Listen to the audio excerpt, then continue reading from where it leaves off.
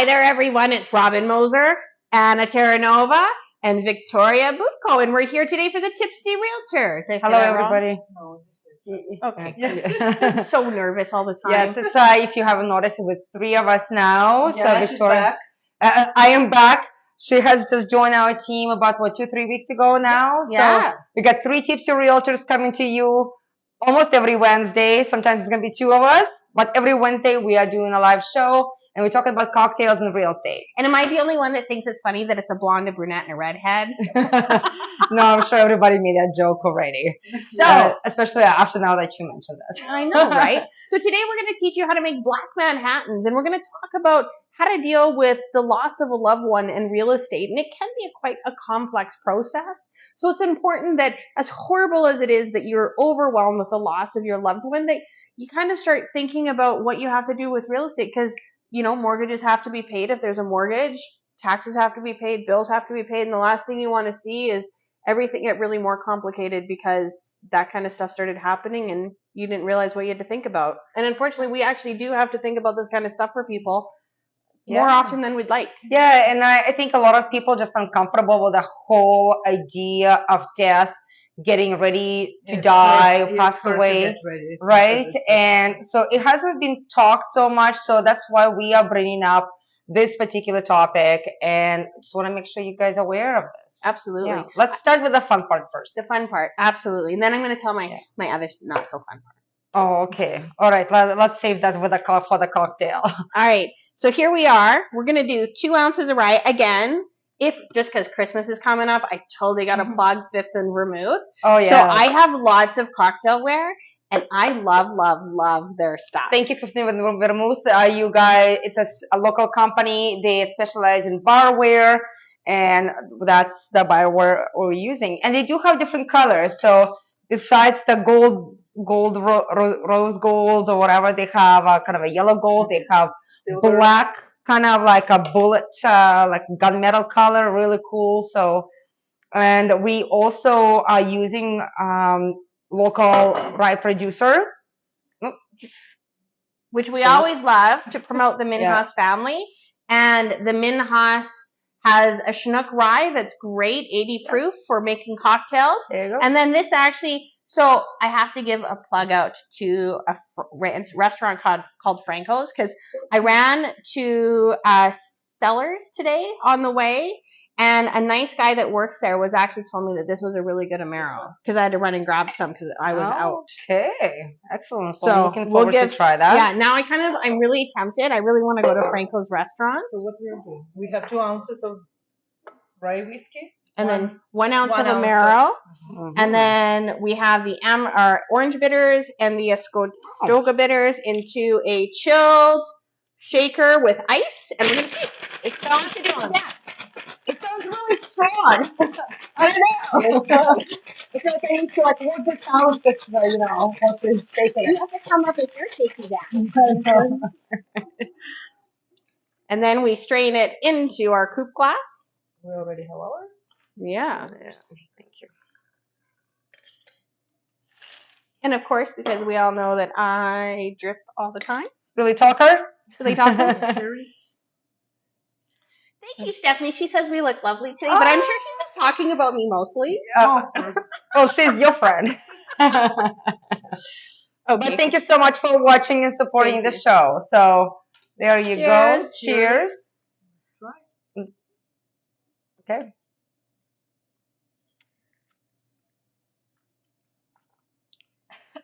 It's a little strong with Victoria. It's really strong for me. Wait till next year. She'll be able to pound this back like no tomorrow. Yeah, we do have, this is our season 3, so Robin and I have a little bit more experience with drinks. Although we did have those experiences, but like, I don't know how I'm going to solve this. Yeah. My husband says you can always tell how much we like the drink by how fast we drink it in the show. Because he's like, there are some shows where he's like, you don't drink it at all. The cherries also. Oh my God. They're vodka cherries. Yeah, utilize. Like I said, we'll have her nice in season by next season. I don't remember. I know my husband is a huge.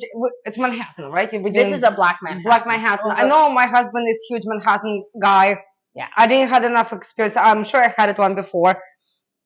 I don't know how this one is different from another one. To me, it kind of tastes very similar. Yeah, it does. It does? It does. Kind of- The Amaro is the different part. Mm. But honestly, like, it's a great drink. So again, this is like an after dinner sipping drink. This is something you would have, you know, in a cigar bar. This would be something, you know, I would say I would drink this in a kind of like a meal of barbecue by and the stuff. fire, you Yeah. know, in the winter to warm up. Exactly. But Yeah.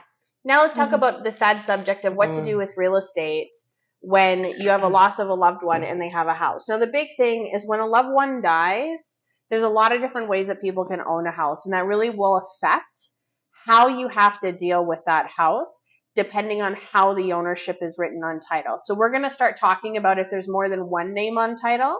There's actually two different ways to own a house.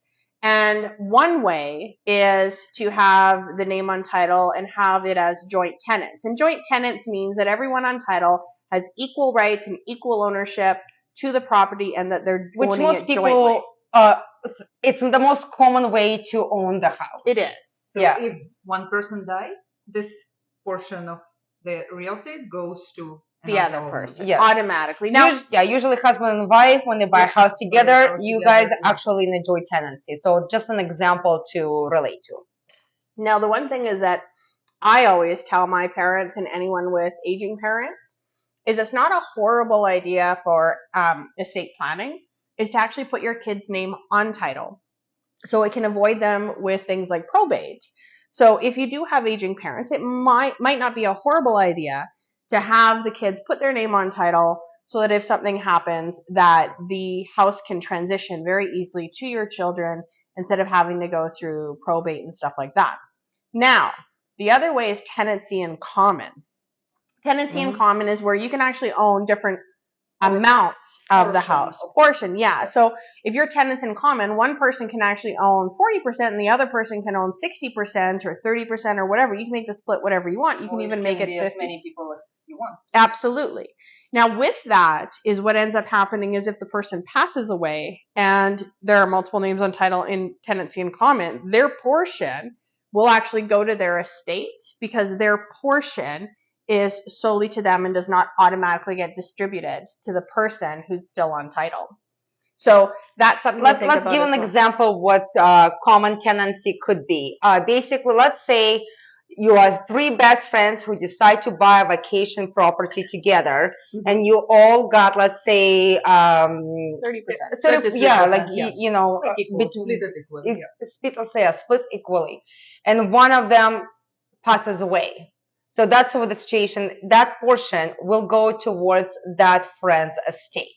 And won't be distributed automatically to the other owners of the property. And it's going to be inherited by whoever is on a will, for example. Absolutely. If there is a will. Now, if there's only one name on title and there's no will, or it's a poorly written will, or the assets are complex, high value, the property heir is debted, meaning that there's mortgages and debt on the property, there's disputes how to divide the certain asset, or the heir beneficiary is a minor, and if real estate's involved, then it's going to go into something called probate. And probate is a very complex subject, and most of the probate and time-consuming. Very time-consuming. Most of the probates we've seen because of the backlog in the courts are really taking up to 8 months, which is again why I'm really encouraging anyone who has that, you know, older family member to consider putting the kids' names on title. And just because it does kind of help a little bit with that transitioning of the house. But of course, the biggest thing is talk to a lawyer.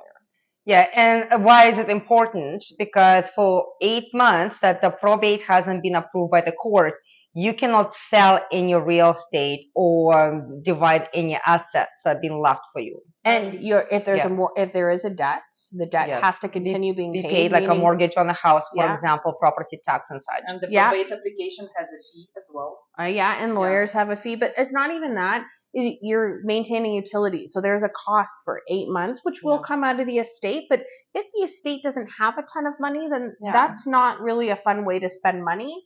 Which is why it's always really good to make sure that you really push and you really push and you make sure that your parents have a really strong ironclad will, as good as it can be, because of course it's always worth the paper it's written on, and that you guys talk to a lawyer as a way to protect if you have someone who's in a position that there's a caution or a concern that they may pass away, and they have real estate to figure it out. Now we have a question here. So if two parents on the mortgage, one passes, it does to the other, is that the point that they should add their kids or before? So yes, Stephanie, honestly, if it was me, even if I had two parents, I would still probably add my name to my parents' house, because you can't ever assume that they don't pass away together. If they're driving around together, if they're traveling together, you never ever know what could happen, because, unfortunately, really, life is unpredictable. it is. So if your parents are older, it's never a horrible idea.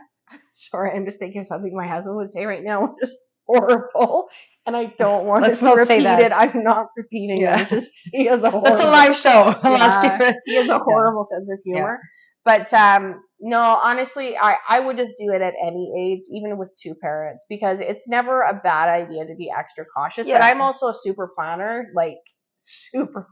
so. Yeah, so if you have older parents, like it's a great start thinking about it, like putting, if you have siblings, put all siblings on the title in that sense, right? And make sure the parents write a will, so there is no disputes after they pass away. If you are young parents like us, make sure you have a good will in place, outlining every detail, why the lawyer probably would be the best resource to do it. Don't do it yourself, and make sure you have a strong executive. Well, executor. Yeah. Executor. Executor. Executive executor. Person who you trust. Yeah. Yes. So, and actually too, is let's say if your name's on title and both your parents' name are on title and one parent passes away, it will automatically revert to both you and the surviving parent and you. But also having an ironclad will is also never a bad idea. I'll have as many things protected as possible. And actually, I'll be honest, I know my mom's made her executor someone who is her bookkeeper and has been her bookkeeper for years, that knows the family. So it doesn't have to be a family member of what you say. It doesn't. My grandma made the executor, all three of her children the executor. I think Clint's dad made all three of his kids the executor. And then I know for us, we actually have our lawyer as the executor because we believe that we can trust our lawyer. But the executors can you change the executor? You can change your will. You can change your executor anytime. But it should be done with a lawyer, right? Yeah, and it should be done. It stems with like a date. So when something happens, they go to the last written will. Well, and a lot of times people want to choose their children because the executor can actually take up to like a $12,000 fee for being the executor. So then that's when people kind of are a little bit cautious and they want to try and keep as much money in the family as possible. But again, talk to a lawyer. We're not a lawyer. Yeah. I'm just trying to remember everything we've heard. Yeah, we just wanted to make sure that you're aware of the subject and that there is a different ways to deal with death of the loved one, and that there's something you might want to think ahead. Now, here's a big thing, is if you die and there's no will at all, it's actually called dying intestate. So that's a legal term. You're Latin. Intestate. And that actually is a law. And generally, there's something called intestate succession laws. And only spouses, registered domestic partners, and blood relatives inherit under intestate succession, while unmarried partners and friends do not. So if you want fancy words, use a lawyer. If you common law or you boyfriend, what's unmarried mean? Unmarried. So if you're not legally married, so common law would not common marriage? It says, just because obviously we've done research because we're not lawyers and obviously talk to a lawyer, but it says registered domestic partners. So if you've registered as domestic partner, but so you do taxes together, for example. Yeah. So there's evidence that you're domestic partners. But if there's no evidence that you're domestic partners and you've done your taxes independently, then you may want to talk to a lawyer because unmarried partners may not may qualify not for qualify. that under And that friends. regulation. And talking about regulation, just we are in Calgary, Alberta.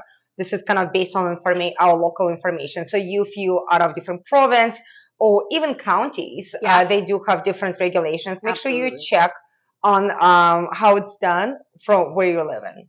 And even though death is a difficult topic to have, it is important that you talk to your executor and make sure that your wishes are clear and that they know what you want to do.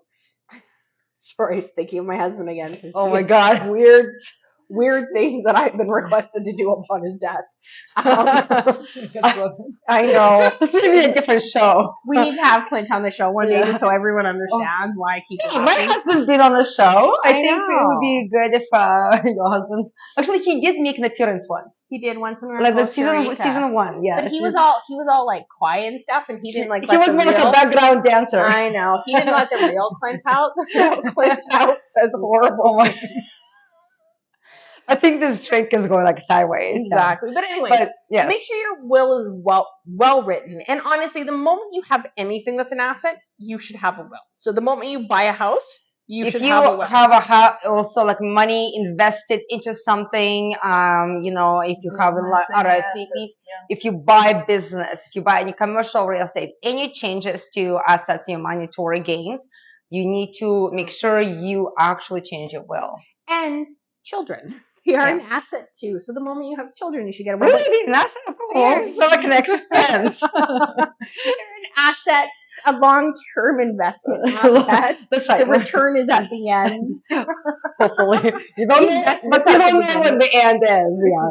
But honestly, your real estate lawyer that usually does your real estate transaction will offer you the ability to get a will done, and I highly recommend you take them upon it. I highly recommend you review it annually, and I highly recommend that you put it somewhere that other people know where it is. So like most people will know where my will is that are involved in it.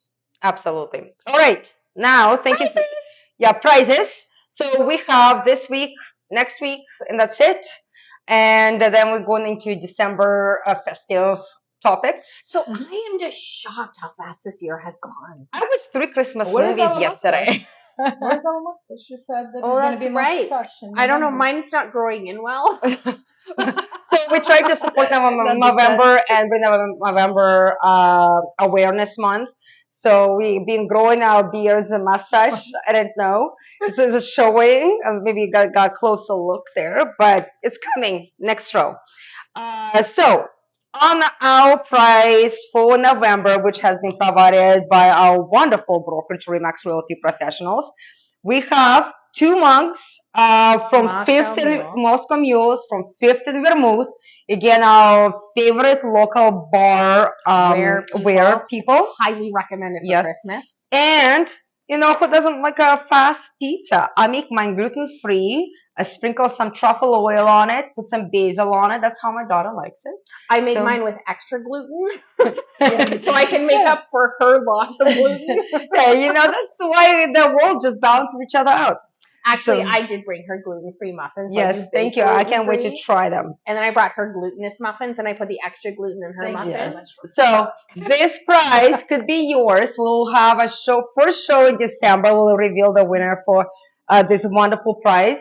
And again, how do you win the prizes? We all on different social media. Share, comment. Yep. And you can share, not comment. Just like and share. Like and share. Love. Yeah, love. Yeah, love, like, share. Tag your friends. So, especially like when we on Instagram, it's so easy to tag your friends on the video who you would think would benefit from the information. Maybe cocktail information, maybe the real estate topic information. Just tag your friends. We go live on Facebook page every Wednesday at 12:15, unless we have technical problem. Oh my God. Technical problems. I know. We had technical problems all the time, and then sometimes we have drinking problems, obviously. She's obviously, we'll break her in. Yeah, she's a new realtor. Exactly. But please show us some love. Please comment. Ask us questions. Give us a feedback. We are going into 2023 within like a month, and we really would like to see what inspires you, what you guys want to hear from us, because it's honestly, we threw half season 3. Like it's amazing. And again, Instagram, LinkedIn, YouTube, Facebook, TikTok. That's something we're working to get this information to you shorter on the TikTok. But please follow us, support us, and this is gonna keep. The more love we get, the more prizes you win, and the more cocktails. Now, the big thing too is if you do ever find yourself in the unfortunate position of losing a loved one who has real estate and you don't know what to do, or you're getting close to that time, is please feel free to call us. None of the advice costs you anything. We want to make sure that you make the best choices in the best moments, or I hate to say it, the worst moments. But we just want to make sure that you make the best choices. So please ensure that you give us a call at the number on the screen. Look at our website. We will do everything we can to make sure that you have as smooth of a transition as possible. There's no point in making a bad time worse. And use this as a resource. If we don't know something, we are working with a whole bunch of professionals that specialize in any topic that requires real estate purchase or sale. So we can always guide you in the right way. Absolutely. So call myself, Anna, or Victoria, and we will make sure that you guys have the best real estate advice that we can possibly provide, and if not, refer you to the best people that we know. Okay, thanks for watching. Thanks. See you next week. Bye.